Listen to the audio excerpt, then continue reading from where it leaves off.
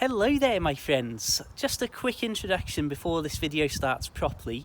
This is probably a bit of a strange, different type of video to what I've been posting for a long time now, and it may even come across as a bit of a whiny video because I've been talking basically about August and how I've been ill 3 times and how that set me back on all of my plans for the boat. Obviously August was meant to be the relaunch of sortofinteresting.com and the videos and stuff like that, and I've ended up posting less stuff to the channel than ever because I've been ill and all the rest of it. Obviously boat jobs are stacking up and not getting done, personal life things are stacking up and not getting done, like driving lessons and all this sort of stuff.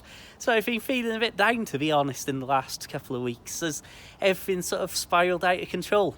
But hopefully you'll enjoy me talking about this in a bit more detail and just seeing a lot of this amazing scenery that's surrounding us here at Blakemere. Anyway, enjoy the video and, well, let me know what you think. I'm sure that if you don't like it, there's plenty of you out there who'll soon let me know in the comments. Right, let's get stuck in. Hello there folks, I'm Dan Brown from sortofinteresting.com. This is my humble little narrowboat home, Narrowboat at Abel's Ark. And well, firstly, forgive the glasses as my skin is all terrible, which we'll talk about later in this video. Interesting for you all, I'm sure. But I just want to have a nice simple video and talk about a few things, like do I actually want to live on a boat and stuff. But before we get into that, I'd like to show you the absolute magic of where we are, moored up here at Blakemere. Spending a couple of nights with literally about a 15 to 20 foot distance from opening your curtains in your living room, your bedroom, out onto that view is just absolutely incredible. So you might be able to hear the sound of a boat making its way off downstream in the distance behind us. But as I say, before we get stuck into the main event of today's video and talk about boat life and what's been going on recently and why I've barely posted any videos for weeks, which is rare for me and surely a sign that something was definitely wrong, it's well worth taking a moment or two to just appreciate the incredible location that Blakemere really is. And if we look straight down the towpath here, you'll be able to see, as I say, that we're moored up that close to the water's edge of Blakemere that we've literally got our boat on the left hand of the screen and the water of Blakemere in the same shot on the right hand side. And as we pan the camera around, you can see just why I love it here so much. I mean, just take a look at that. Absolutely extraordinary a place to be able to open your curtains up, lift the blinds up in the windows in the morning. Right, I need to sneeze, sadly, so I'm going to break this video for 1 second and return at exactly the same spot in about 10 seconds time. So many of you may know, if you've tuned into my videos over the last few years and when I used to live on board Narrowboat Tilly, that this is somewhere that I've spent many weeks moored up in my boat life over the years. And the reason's pretty clear and obvious with everything that you're seeing on the screen right now, I think. But it's something that I used to say in the old days with Narrowboat Tilly, that sometimes I'd be on my way down from the Whitchurch direction, intending to moor up at either Ellesmere or somewhere a bit further down towards Chirk, and I'd be boating along past here and you have a few hundred feet of canal that edge along Blakemere like this, and very often I would end up having that moment of like, oh, I've got to stop here just for tonight. So I'd end up mooring up a lot earlier than I'd intended in a spot like this, and then just spending one evening and one night here just to enjoy, well, as you can see, everything that there is to appreciate and enjoy here. And then I'd wake up first thing the next morning so that I could boat down through Ellesmere before the main traffic, especially if it was in the summer, had woken up in some cases. But I could get through the tunnel and then through the main sort of busier section of the canal at Ellesmere before there was much traffic around, and then actually end up mooring sometime in the mid-morning where I'd intended to moor the previous night. But you know what, there's not a single time that I did that I don't think that I got the better end of the deal, even if it made life a little bit rushed and difficult sometimes to spend time out in a place like this. Absolutely beautiful. I quite like it out here in the autumn as well, although there's certain places that if you moor up under the trees when the wind blows, you'll have, I don't know if it's nuts or some sort of seeds that'll all rain down on the roof, which can be quite disruptive in the middle of the night, as you can probably imagine. But really, as I say, well worth it for the experience of opening the curtains in the morning, lifting up the blinds, and having this as the view through your windows. From your kitchen, from your bedroom, from your living room, from the bathroom even sometimes. But absolutely beautiful. There was something that happened last night that I think was another random thing to chalk up to the memories. It was sometime between 10 and 11 at night, I'd say. I couldn't tell you exactly when. But basically, I could see a little light out here, and I thought that somebody was stood just down on this jetty here, just on their phone, or maybe with a little torch, doing something. I don't know what. There were a few boats moored up, as there often are on a beautiful stretch of canal like this, as you can imagine. Just zoom in slightly so that as I talk you can see some of the details of the dead trees and stuff like that over on that far bank. And so anyway, as I was just seeing this little light out here and thinking, oh, it must be just somebody stood on the towpath or stood on this little jetty, perhaps they're taking a photo or something.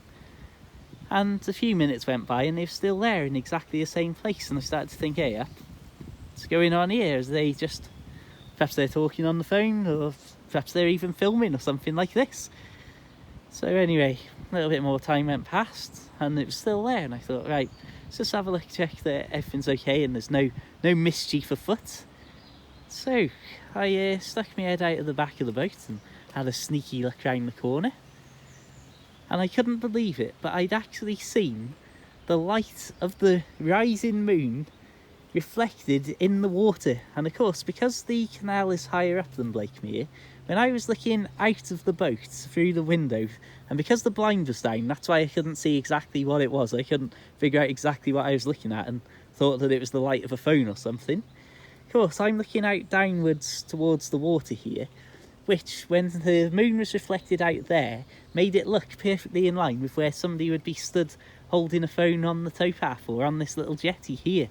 So anyway, I came down and had a look, and not only, it was that sort of perfect moment really, that you had sort of milky clouds in the sky and a lot of sections of clear sky, but the moon was rising just between, almost perfectly between that little valley of treetops there. And it's just that perfect thing. So I'd just seen the few minutes of the moon rising up and starting to reflect and all the rest of it. And so I came down and stood here and was looking, it's like, oh yeah, this is about as stereotypically perfect as you could ever want or imagine. We've got a boat passing behind us here, so apologies if you hear any random engine noises. But like I say, you can imagine seeing the moon rising and being reflected in a lake like this. It really was one of those stereotypically perfect rural sort of tranquil moments. And you can imagine out here how absolutely dead quiet it gets in the evenings too. So as I say, I was out looking and just spent a few minutes just appreciating it, I suppose, that sort of silent, almost reverence for it in a certain respect.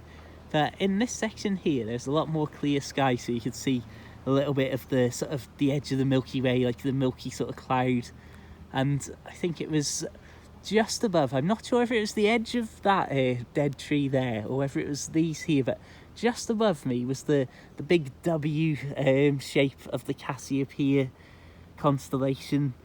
And again, anyone who knows me knows I love astronomy, so I'm a massive nerd with stuff like that.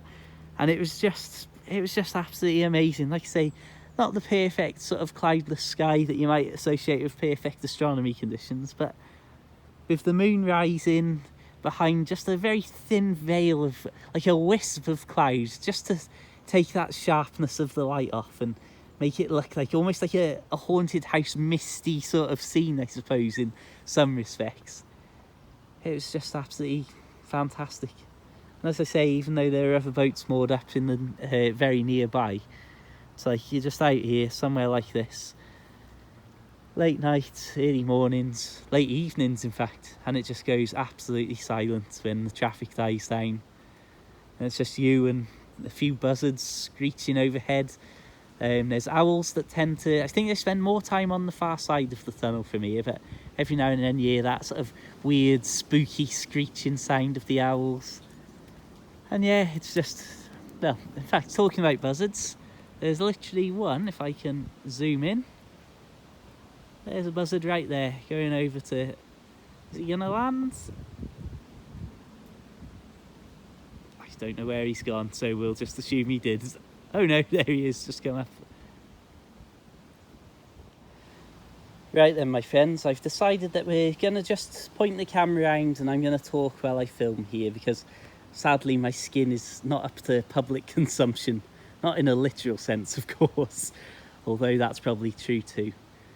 So, some of you may know from the website sortofinteresting.com that at the start of August, I was like, right, August, it's a new month, it's a new start. I've finally started to get everything sorted with the boat after a couple of months since moving on board and obviously getting odd jobs and things like that done.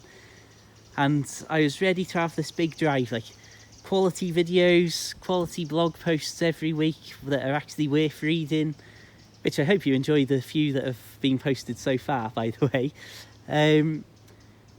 And basically getting a lot more writing done and a lot more work done on my next little boat life books. Check out narrowboatbooks.com to see all my current books available, paperback and Kindle versions, and one audiobook. But if I let us focus in a little bit here so you can appreciate the beautiful canal colours there, lovely brown water. And sadly, my big push, although it started well in August, I'm glad that people enjoyed my short film, The Call of the Canal, about my life on Narrowboat Tilly and leaving boat life, then a brief moment of life on dry land before I couldn't resist coming back to living on a boat again. And I was very happy and pleased with the way all that was going and the way that the website was starting to get these decent posts there, and the videos and all the footage I'd got to edit for loads more quality videos every week. And then sadly, I think I literally totally, and I hate to use terms like this, but I totally burnt out. And I think because of the heat wave that had gone on for weeks and the fact that I was just so busy doing the jobs on the boat, working more hours at my actual proper real job, obviously late nights editing videos, running around emptying toilets and writing books and all that sort of stuff. In the end, I just woke up in the small hours one day and was being sick. I was dizzy, I was all over the place, and it totally wiped me out. And I'm somebody who's very rarely sick. I mean, have you ever heard of me? I don't know if I've ever mentioned being sick in these videos before. And while I'm talking about this topic, I'm going to allow the people who are walking down the towpath to pass without them getting an earful of me talking about being ill. We'll resume in 1 second. So, as I was saying, I woke up, I was sick, I was dizzy, I was absolutely all over the place. I didn't have a clue what was going on. And me and my granddad had already planned on doing some odd jobs on that particular day, so I had to phone him up, the fifth emergency service as he's sometimes called in my family, and say, oh, might need you to pick me up and fetch me into town, oh, I'm all over the place. And so anyway, he came out and collected me from the boat, complete with kitchen bowl in case I couldn't make it back to town without incident.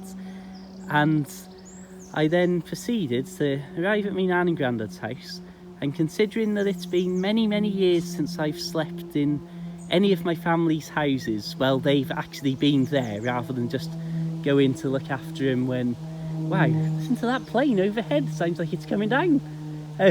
Anyway, as I say, it's been many years since I've actually slept at any of my family's houses while they've been there, rather than just go into their houses to look after the place or feed the pets and all that sort of stuff while they're away on holiday.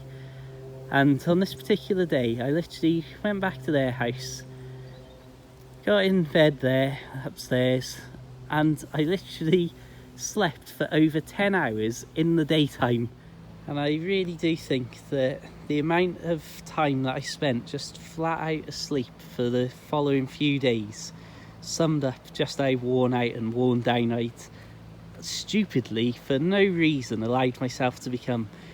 And it's interesting, I was having this conversation with somebody probably about a month and a half ago, where they were saying that they've got a similar outlook of once I'd got the boat, I wanted everything doing straight away.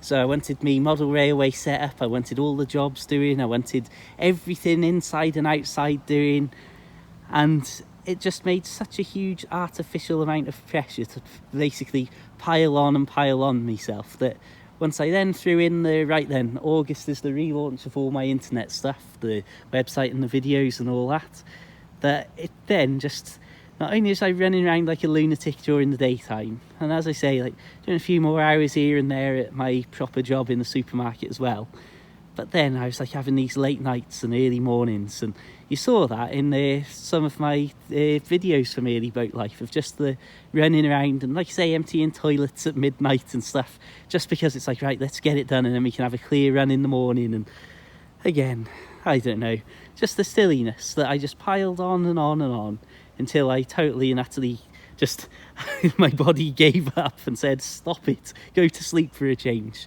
So I recovered and that was all good. And the reason I think that there's a lot of pressure on at that particular time as well is because I was going away to spend a week at my dad's house while he was away on holiday, as I say, like looking after the pets, that sort of stuff. So I'd wanted to get so much done before I left the boat for a week that I ended up obviously making myself ill and then hardly getting anything done whatsoever and going away for a week, which in turn then obviously meant obviously didn't get any progress on the boat done while I was away from the boat.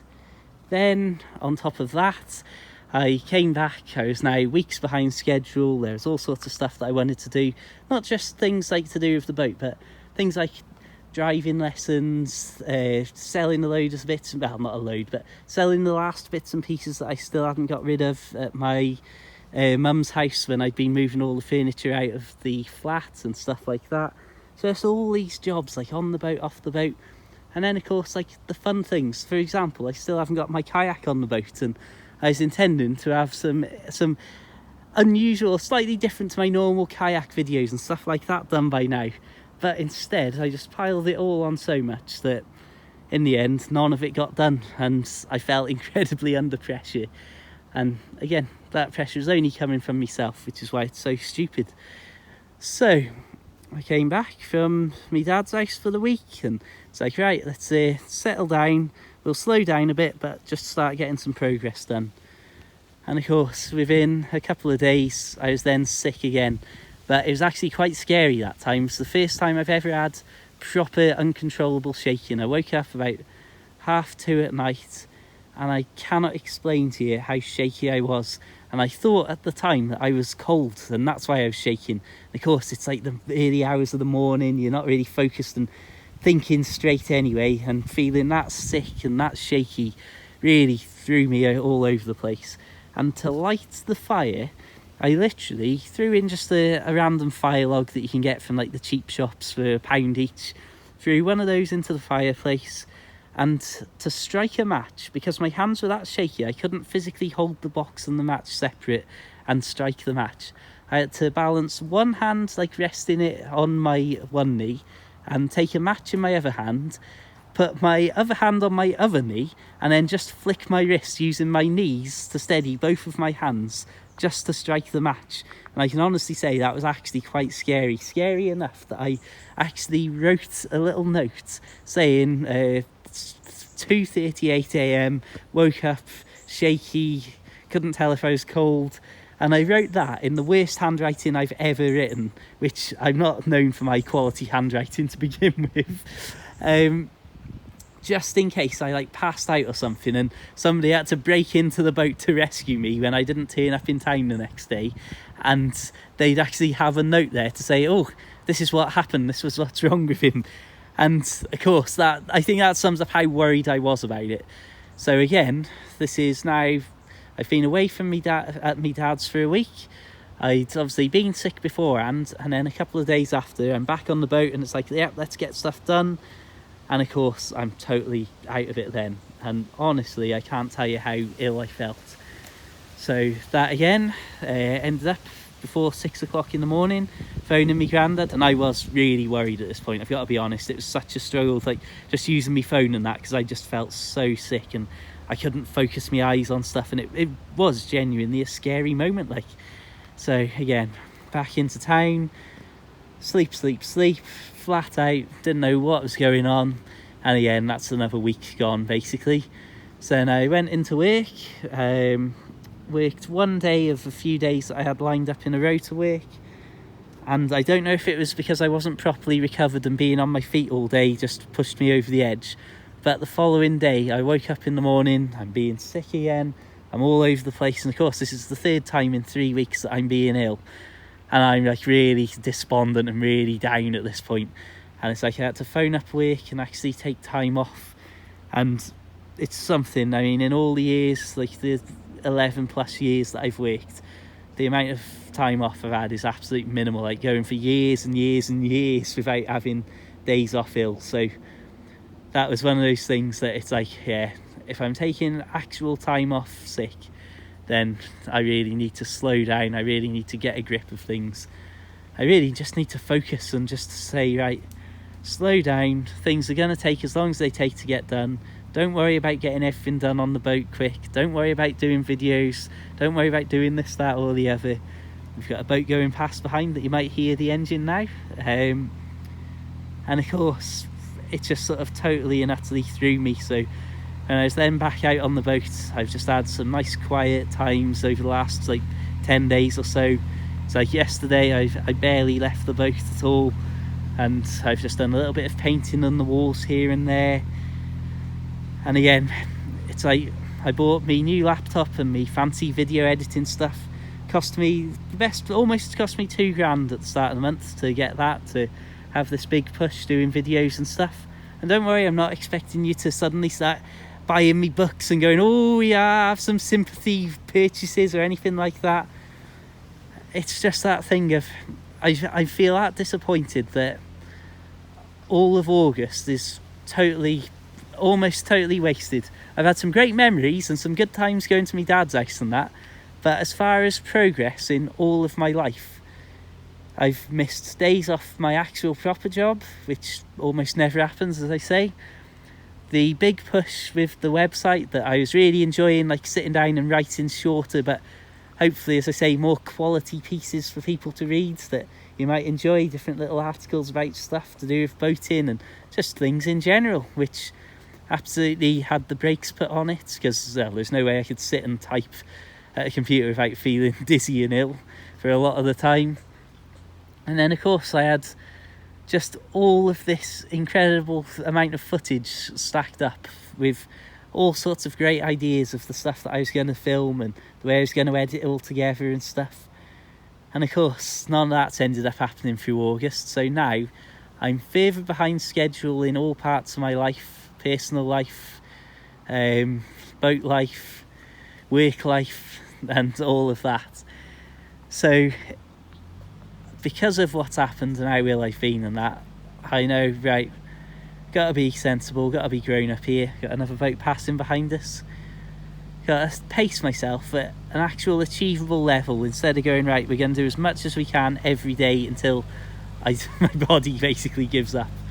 And instead it's gotta be, right, however long it takes to do anything is how long it's gonna take. If I only get one job a week done, it's one job more than was done the previous week. If I only get one video a week edited, it's one video that's hopefully a better quality of editing, unlike this video that's just me pointing the camera around and talking. And like I say, even this video, plan was I was going to sit down inside and spend a little bit of time chatting about boat life and what my feelings towards living on a boat are now that I've actually settled into it. Oh, flipping heck, it's rush hour. We've got another boat coming in the distance. I don't know if you can see it possibly in the shadows behind the boat. I zoom in. There we are. And as I say, just all of these different areas, things have just not been getting done. And I think the most disappointing thing for me personally, as many of you know, as much as I love YouTube and doing all these videos, writing's my like sort of biggest love. And the fact that I am now literally like weeks and weeks behind writing the next book and where I wanted to be with that, that's the bitterest pill to swallow, I think. The sun just above us behind the trees there. So all in all, I've got to say it's been a pretty disappointing month. which is incredible a statement to make while we look across the top of the boats over a view like this. But I don't mean to moan and whinge and stuff. I think it's just nice to actually say this and get it off my chest. And I know this has been a poor video of just me pointing the camera and talking rather than having like wonderful footage to commentate over or peaceful little breaks in the clips and stuff. It's just one of those things that I think that now that everything seems to be settling down, and hopefully I'm not going to be ill again anytime soon, I can start getting back on track. But it's just a bitter pill to swallow, really, that I've got to slow down and take it a little bit easier than I have been doing. And again, that's pushing back some of these plans. How big and clever I thought I was being at the start of August, right? It's August, it's a new month, this is the new sort of interesting, and all this sort of stuff's going to be much better and everything. And then I've ended up posting hardly any videos whatsoever. I've not been able to keep up with the posts for the website and stuff as I wanted to. And I've got to start again basically now going into September as, right, September's the relaunch and this is the new sort of interesting and better videos and things that you'll hopefully want to read on the website and all that sort of stuff. And yeah, I don't know.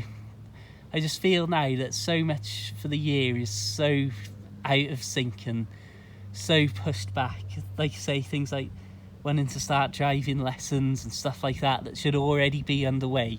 I've literally been flat out asleep in bed instead. So it's been almost, not only have I missed out on the productivity and getting jobs done and writing and videos that I wanted to do, but now there's obviously more stuff that, well, that's backed up, is not going to get done in the near future as well. So again, just got to learn to pace myself a bit better. Anyway, thank you so much for tuning in to this bizarre video. I know it's just been me whinging for once. As I say, I won't make a habit of this, and I hope you'll allow me in one of over 1,000 videos I've uploaded to just have a good old whine and talk about being ill for once. So, thank you so much for tuning in. Please do consider checking out my other videos for some actual good videos and short films and documentaries about life on a narrowboat. And please do subscribe and hit the notification bell so that you actually get told when I post the video. Good old YouTube and their ever-changing systems. And please do consider, if you're really curious, checking out my short books about boat life too. You'll find them all over at narrowboatbooks.com. That'll take you straight to my Amazon page, and it really does help me out. And well, just have an absolutely fantastic day. Find loads of links in the description to me on all sorts of social media, which you're more than welcome to follow me on. Snapchat and Instagram and Twitter and Facebook and all that sort of stuff. And well, until the next time, my friends, just have an absolutely fantastic day. Keep it interesting, keep it boat worthy, and of course, my friends, farewell.